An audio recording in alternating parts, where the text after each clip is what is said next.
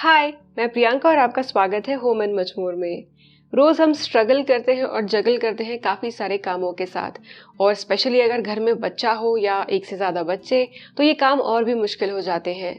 आज इस वीडियो में मैं आपके साथ शेयर करने वाली हूँ कुछ टिप्स और कुछ छोटी मोटी चीज़ें जो आप फॉलो कर सकते हैं ताकि आपके जो वीकडेज हैं, स्पेशली वीकडेज, वीकेंड्स भी, पर वीकडेज आसानी से स्मूथ जा सके और आपको अपने लिए भी समय मिले। आज इस वीडियो में मैं कवर करने वाली हूँ कुछ helpful tips for working and busy women. चलिए वीडियो शुरू करते हैं। अगर आप रोज सुबह सोचते हैं कि नाश्ता क्या बनाऊं, दोपहर को सोचते हैं कि लंच में क्या बनेगा, तो इन सारे थॉट्स में काफ़ी सारा टाइम वेस्ट हो जाता है। तो इस तरह की जो रिपीटेटिव टास्क है जो रोज़ होती हैं, इनकी प्लानिंग आप एक दिन पहले ही करके रखें।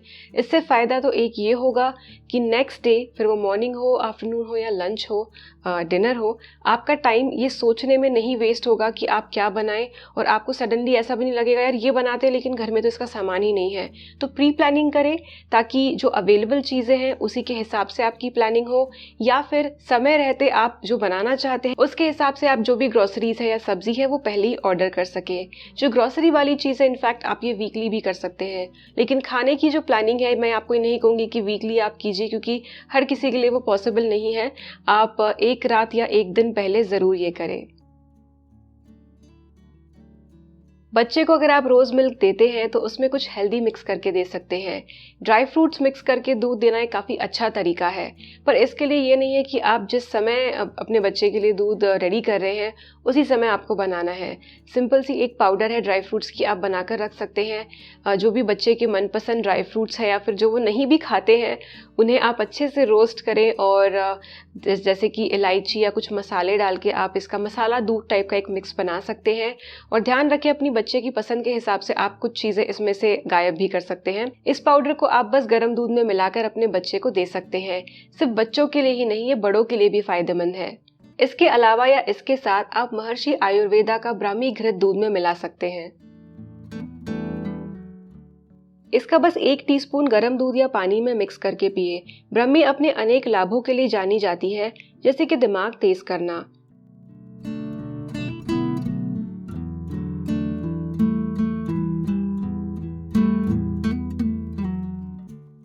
की एक अनुपान है, यानी इसे दवाई के साथ या दवाई लेने के बाद लिया जाता है, जिससे बॉडी में न्यूट्रिएंट्स का एब्जॉर्प्शन अच्छे से होता है। इसलिए ब्राह्मी और घी या घृत बेस्ट कॉम्बिनेशन है ज्यादा से ज्यादा इनके बेनिफिट्स लेने के लिए।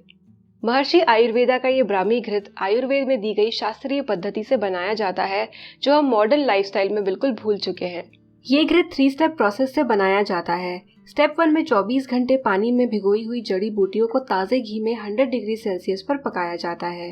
स्टेप 2 में और जड़ी बूटियों को अलग से पानी में 100 डिग्री सेल्सियस तक पकाकर एक घोल तैयार किया जाता है, जिसे घी में मिलाया जाता है। स्टेप 3 में पिसी हुई जड़ी बूटियों को 24 घंटे पानी में भिगोकर घी के साथ मिक्स किया जाता है। इस मिश्रण को पकाकर फिर ठंडा करके तैयार होता है ये ब्राह्मी घृत। महर्षि आयुर्वेदा का ये प्रयास है कि मॉडर्न एज में भी हम आयुर्वेद के बेनिफिट्स लेते रहे।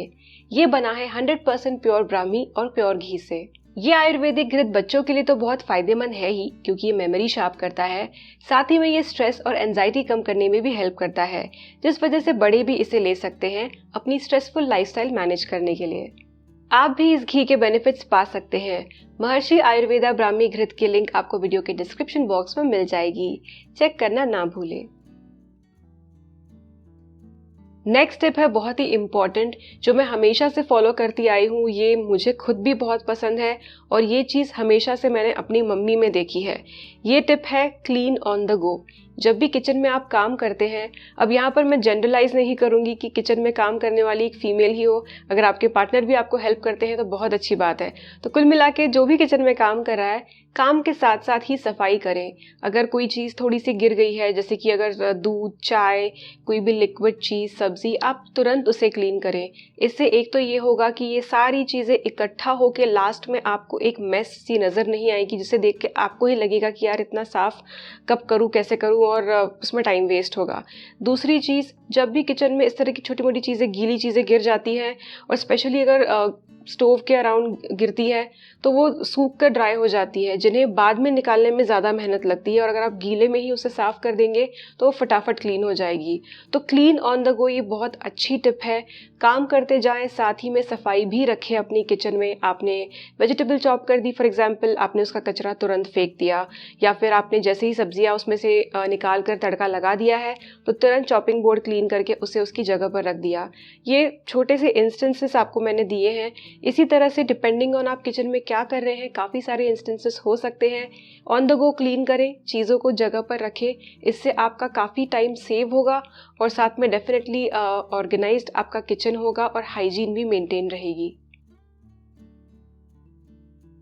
बच्चे जब भी स्कूल से घर आते हैं तो डेफिनेटली उनकी डायरी में कुछ होमवर्क या कुछ नोट्स मेंशन्ड होते हैं।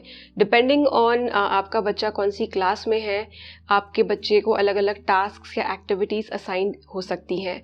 तो जो भी बैग है बच्चे का, एक्सेप्ट टिफ़िन जो कि आप मॉर्निंग में ही बैग में डालेंगे, बाकी की सारी चीज़ें आप पहले ही देख कर रखें और बैग बच्चे का एक रात पहले ही प्रिपेयर करके रखें। जो ये टाइम आपका सेव होगा मॉर्निंग में, इससे आपको काफ़ी ज़्यादा आराम होगा और आप अपनी बाकी चीज़ों के लिए सही से समय निकाल पाएंगे। ये टिप भी बच्चे की स्कूल बैग से ही रिलेटेड है। मैं तो पक्का से ये चीज़ फॉलो करती हूँ, मतलब जो मैं आपको वीडियो में बता रही हूँ ये सारी चीज़ें मैं खुद फॉलो करती ही हूँ। पर ये टिप ऐसी है कि जब भी आपका बच्चा स्कूल से आता है, अगर आप उस वक्त घर में खुद प्रेजेंट हैं तो आप तभी उसका बैग चेक करें, या फिर जब भी आप ऑफिस से घर आते हैं, फ्री होते हैं, उसके बाद अपने बच्चे का बैग चेक कर लें।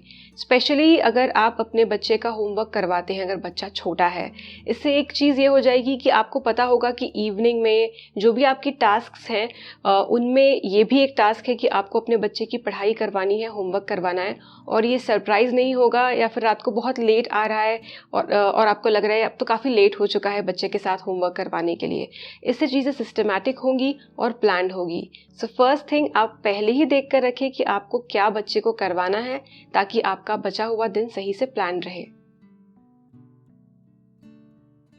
एवरी डे हम मल्टीटास्किंग करते हैं, बहुत सारे काम हम साथ में करते हैं, पैरेलली सोचते हैं ये करना है, और 3-4 टास्क करते हुए शायद हम ये भी सोच रहे होते हैं कि ये सारी ख़त्म होने के बाद हमें और जो 3-4-5 करनी है। ऐसे में क्या हो जाता है कि काफ़ी सारी इंपॉर्टेंट चीज़ें हमसे मिस हो जाती हैं। अगर आपकी आदत है इन्हें कहीं लिख देने की, तो ऐसा भी हो सकता है कि लिखने के बाद भी ये मिस हो जाए। तो एक बहुत ही सिंपल सी चीज़ है जो मैं खुद फॉलो करती हूँ, वो है रिमाइंडर सेट करना। और रिमाइंडर इस तरह से कि आपके जो फ़ोन का रेगुलर अलार्म है, घड़ी वाला अलार्म जिसे आप सुबह उठने के लिए यूज़ करते हैं, उसका ही आप इस्तेमाल करें यहाँ पर।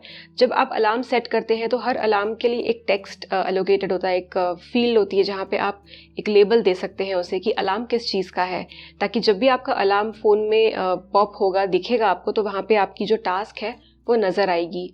तो जो भी इम्पॉर्टेंट टास्क है जो आपको दिन के किसी और समय में याद आ गई है, तो ऐसे मत मेमोराइज़ ना करें कि हाँ मैं ये शाम को करूँगी। आप उसका एक अलार्म सेट कर दें। डेफिनेटली आपकी जो ज़रूरी चीज़ें हैं जो टाइम पर होनी चाहिए, वो इस अलार्म की वजह से मिस नहीं होंगी। काफ़ी सारे ऐप्स अवेलेबल है जो आपके लिए रिमाइंडर सेट करते हैं, आपको रिमाइंडर का पॉपअप आता है। बट मैं यहाँ पर रेगुलर फ़ोन का अलार्म इसलिए सजेस्ट कर रही हूँ क्योंकि इसकी आवाज़ जो होती है काफ़ी तेज़ होती है, मतलब इन जनरल उसकी रिंगटोन की तरह बजती है, और जब तक आप जाएंगे नहीं, पहली बात तो ये 2 मिनट तक बजता रहेगा। उसके बाद जब आप जाएंगे आप इसे स्नूज़ कर सकते हैं, और ये ऐसी चीज़ है जो बाय डिफ़ॉल्ट फ़ोन में आती है, आपको इसके लिए अलग से कुछ भी इंस्टॉल नहीं करना है। इसलिए मेरा ये सजेशन है कि आप जो फ़ोन का ही अलार्म है उसका यूज़ करें आपकी इम्पॉर्टेंट टास्क्स के लिए रिमाइंडर सेट करने के लिए। ये टिप है हेल्थ और वेलबींग से रिलेटेड। हम में से काफ़ी सारे ऐसे लोग हैं, स्पेशली अब न्यू ईयर आ रहा है इसलिए मैं ये टॉपिक यहाँ पर छेड़ रही हूँ कि भाई अगले साल से जिम लगाएंगे, एक्सरसाइज करेंगे, और वो अगला दिन जल्दी आता ही नहीं है। मेरे साथ खुद ऐसा कई बार हुआ है कि हाँ अब करूँगी तब करूँगी, कर रही हूँ मैं एक्सरसाइज, पर रेगुलरली नहीं हो रही है, किसी दिन छूट गई, किसी दिन कुछ गड़बड़ हो गई। बट अब मैं स्ट्रिक्टली कुछ चीज़ें फॉलो करती हूँ जिस वजह से मुझे सुबह अपने लिए टाइम मिलता है, और मैं भले ही वॉक करने बाहर ना जाऊँ, मैं योगा और वार्म अप ज़रूर घर पर कर लेती हूँ, जो कि बहुत इंपॉर्टेंट है।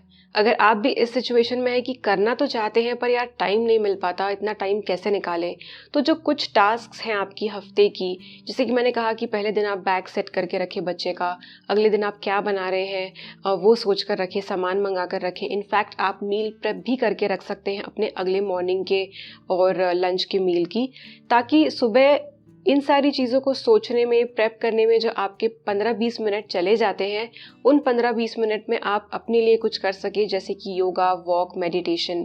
तो इस तरह से आप अपनी कुछ ऐसी टास्क्स, या तो जो इम्पोर्टेंट नहीं है या प्री प्लान हो सकती है, उन्हें एडजस्ट करके अपने लिए कुछ टाइम निकालें। एटलीस्ट हफ्ते में 3 से 4 दिन, बाकी दिन आप छोड़ दीजिए, जाने दीजिए, बट 3 से 4 दिन ऐसे आप एडजस्ट करें कि आपको नेक्स्ट मॉर्निंग एटलीस्ट 20 मिनट मिल रहे हैं योगा या फिर अपनी बॉडी पर, अपनी हेल्थ पर काम करने के लिए।